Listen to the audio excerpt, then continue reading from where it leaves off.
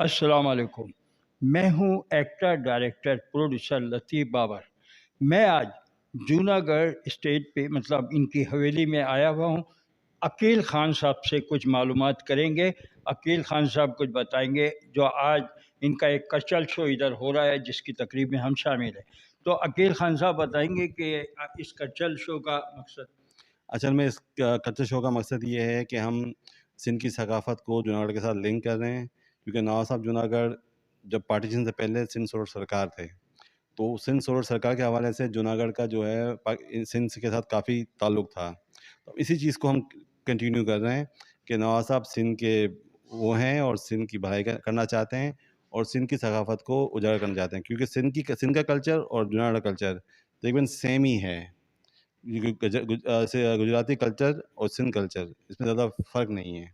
तो ये नवाब साहब जूनागढ़ का वो है कि उन्होंने काफ़ी काम किया है सिंध के ऊपर, और सिंध सरोवर सरकार के हवाले से उनका बड़ा कंट्रीब्यूशन है पाकिस्तान के लिए।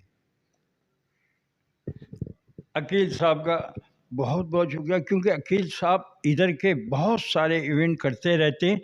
और अब मैं यही कहूँगा अकील साहब से कि माशाल्लाह आपके प्रोग्राम को मैं अब काफ़ी दिन से आप लोग मुझे बुलाते हैं, बड़ी इज़्ज़त देते हैं, बड़ा अच्छा लगता है। और इधर आकर भी जो हमारे जहांगीर साहब के हम सारे सुनते हैं और इंटरव्यूज़ वगैरह सुनते हैं, ये बड़ा अच्छा लगता है।